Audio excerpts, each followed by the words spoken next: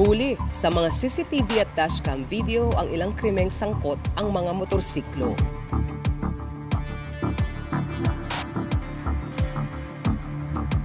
Riding in tandem o magkaangkas sa motor ang madalas na suspect sa mga ito.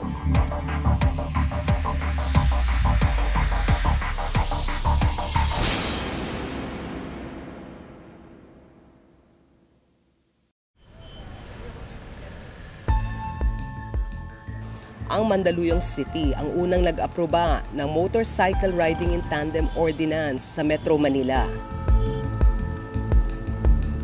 Noong 2013, umabot sa 146 ang motorcycle riding suspects o MRS na naitala sa kanilang lungsod. You know, drastic times calls for drastic actions. At kung hindi gagalaw, maski sino, tatahimik lang, wala mangyari sa ating bansa. Sa pamumuno ng dating alkalde ng Mandaluyong City na si Benhur Abalos, ipinatupad ang Motorcycle Riding in Tandem Ordinance noong 2014. Ipinagbabawal sa ordinansa ang pag-angkas sa motorsiklo ng kapwa lalaki. Maliban na lamang kung sila ay mag-ama o ang angkas ay bata, edad 7 hanggang 10 taong gulang. Wala namang problema kung babae ang angkas. Pinatitigil daw ng pulis o traffic enforcer at hinihinga ng ID ang sinumang magkaangkas. Kung dumaan yan, ipapacheck mo. Tita mo kung pareho ng apelyido. More or less, kung maano naman yan, madali. Makikita mo naman yung middle name eh. Madali na yun. It's just a matter of simple implementation. Parehong magmumulta ng tig 1,000 piso ang rider at ang angkas sa unang paglabag. Tig 2,000 piso naman ang magkaangkas sa pangalawang paglabag at tig 3,000 piso naman sa ikatlo. Bukod sa multa, maaari ding makulong ng 3 buwan ang lalagpas sa ikatlong paglabag. Sa nakalipas na 5 taon, mahigit 60,000 na ang nahuling lumabag sa ordinansa ayon sa Mandaluyong City. Wala na raw naitalang MRS sa lungsod mula nang maipasa ang ordinansa. Nung nangyari ito, nagulat kami. May mga talaan ako, and this is for the purpose of Mandaluyong. And it made wonders. Pagkakaalam ko, talagang kumalat ito. At bumaba ang kriminalidad nila. And so, ang sabi ko sa sarili ko, bahala na. Magalit man ang mga tao sa akin, but I have this solution eh. So, ba't hindi ko subukan? Perwisyo raw ito sa mga rider tulad ni Jet. Halos 3 taon ang rider ng isang motorcycle transport mobile application si Jet. Motorcycle taxi ang tawag sa kanila. Ang magandang dulot kasi ng angkas, ang angkas kasi hindi basihan yung taas ng pinag-aralan. Ito'y binibigyan kami ng oportunidad na kumita ng sapat para sa pamilya ng hindi tumatagal ng 8 oras na kailangan mong sa loob ng opisina. Sa 10 oras na pamamasada kada araw, 2,000 hanggang 3,000 piso ang kita niya. Pahirap daw sa kanila ang ordinansa. Napipilitan daw silang tanggihan ang mga lalaking pasahero sa Mandaluyong. Kung ang pasahero mo ay lalaki sa Mandaluyong, kailangan mong paliwanagang maigi, ipaintindi na ito ay bawal sa ordinansa na ng Mandaluyong at magdudulot ito sa inyo ng abala sa pasahero at sa akin dahil hindi lang ito'y simpleng huli, kundi ito'y may kaso. Hindi raw sila dumadaan sa Mandaluyong kung lalaki ang sakay. Bukod sa dagdag oras sa biyahe, mas maraming gasolina rin daw ang nakukonsumo nila. Dahil namimili sila ng pasahero, apektado rin ang kanilang kita. Umaabot daw sa 1,000 piso ang nawawala sa kanilang kita kada araw dahil sa pagsunod sa ordinansa. 100, sir. Okay na yan. Give the change. Thank you.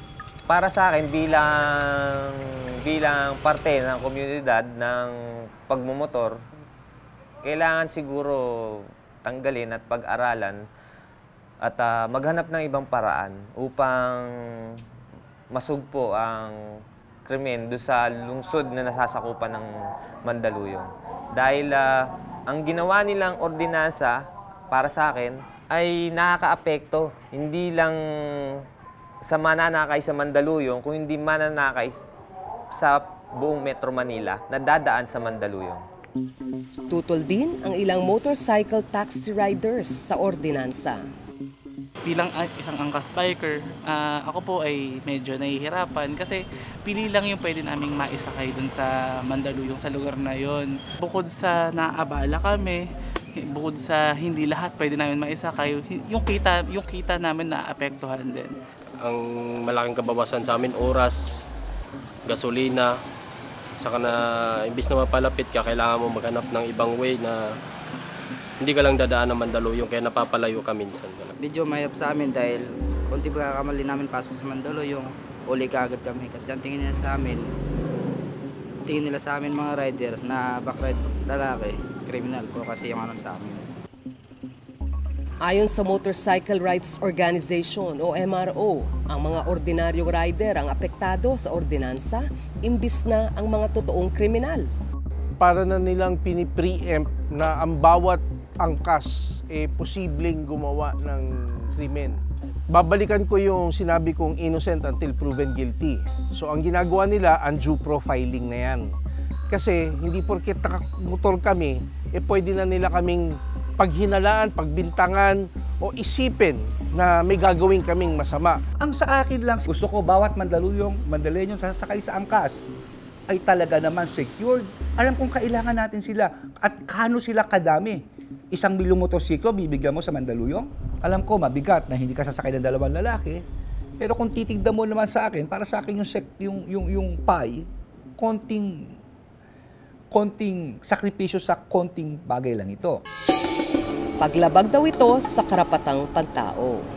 Ibig sabihin kasi noon ay pantay na pagtingin sa kung sino man ang nasa partikular na sirkumstansya. So nilalabag noon ang pantay na karapatan mo.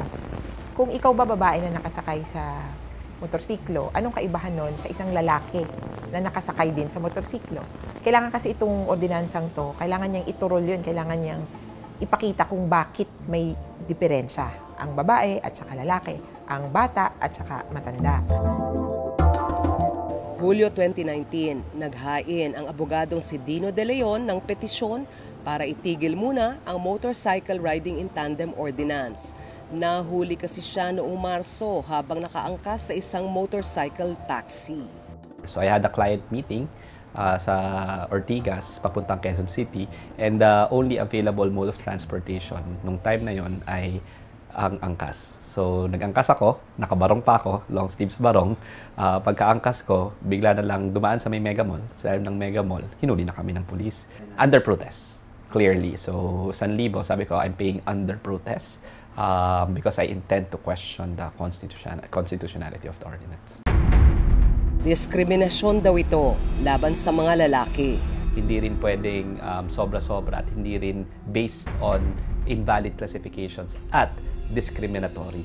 So sinabi ko na discriminatory yung ordinance na yan sa mga lalaki based on gender without any basis. Bakit lalaki lang? Kasi ang batas always to make a distinction ng lalaki at babae, number one, there must be a substantial distinction. Halos 100% ng riding in tandem, ang perpetrator ay 2 lalaki.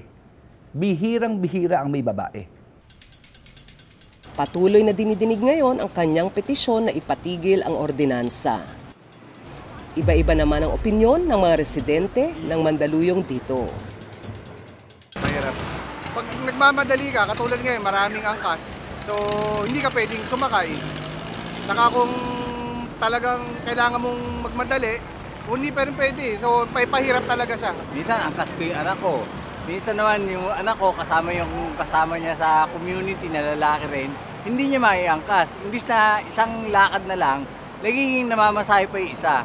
Yung advantage kasi, somehow nalilesen yung mga crimes ng riders in tandem. Ang disadvantage naman, halimbawa kailangan mo may mga emergency cases, Sa halip na pwedeng umangkas sabihan, yung bawa, yung brother or yung yung ibang tao na lalaki, hindi pwede kahit emergency kasi baka mahuli sila. Somehow po, I think nakatulong po siya.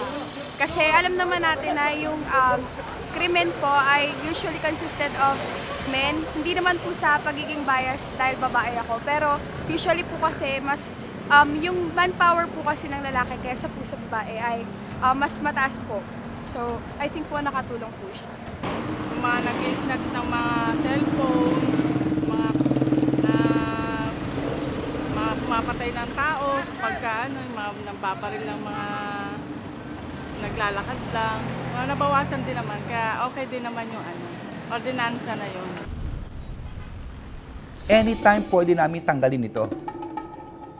Kung sa tingin namin at aabisuhan kami ng pulis at tiga Mandaluyong mismo, Mayor, okay na. No? Marami na tayong pulis, okay na seguridad natin, tatanggalin namin ito. Walang problema. Kamukha ngayon, kung talagang halos wala na at nakita naman nating tahimik na, no? Walang problema. Anytime tatanggalin po natin ito.